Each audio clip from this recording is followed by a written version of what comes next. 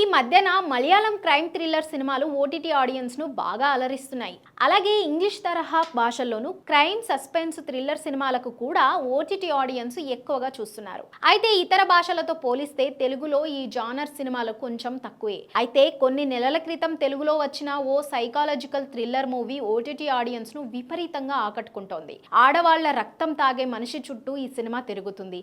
మరీ ముఖ్యంగా climax twist మాత్రం దిమ్మ తిరిగిపోతుంది. అందుకే ఈ సినిమా ఏకంగా 3 ఓటీటీల్లోకి స్ట్రీమింగ్ అవుతోంది. ఈ సైకాలజికల్ థ్రిల్లర్ సినిమా కథ విషయానికి వస్తే, హైదరాబాద్ లో కొందరు అమ్మాయిలు వరుసగా కిడ్నాపింగ్ కు గురవుతారు. దీని వెనుక గల మిస్టరీని ఛేదించేందుకు స్పెషల్ ఆఫీసర్లుగా హీరో హీరోయిన్లు రంగంలోకి దిగుతారు. అదే సమయంలో ఎప్పుడో అంతరించిపోయిందనుకున్న ఓ తెగకు చెందిన ఓ వ్యక్తి జానారణ్యంలోకి వచ్చాడని తెలుస్తుంది. అతనే ఆ అమ్మాయిలను కిడ్నాప్ చేసి వారి రక్తం తాగుతుంటాడని తెలుస్తుంది. మరి ఆడవాళ్ల రక్తం తాగే మనిషి ఎవరు? దాని వెనుక ఉన్న కథ ఏంటి? పోలీసులు ఎలా అతనిని పట్టుకున్నారో తెలియాలంటే ఈ సినిమా చూడాల్సిందే. ఇంతకీ ఈ సైకాలజికల్ థ్రిల్లర్ సినిమా ఏదని అనుకుంటున్నారా? ఓంకార్ తమ్ముడు అశ్విన్ బాబు హీరోగా నటించిన హిడింబ, అనిల్ కన్నెగంటి తెరకెక్కించిన ఈ సినిమాలో నందిత శ్వేత హీరోయిన్ గా నటించింది. థియేటర్లలో ఓ మాదిరిగా ఆడిన ఈ సినిమా ఓటీటీలో మాత్రం అదరగొట్టింది. ఆకట్టుకునే కథా కథనాలు, స్క్రీన్ ప్లే, ట్విస్టులు ఇలా అన్ని అంశాలు ఈ సినిమాలో ఉన్నాయి.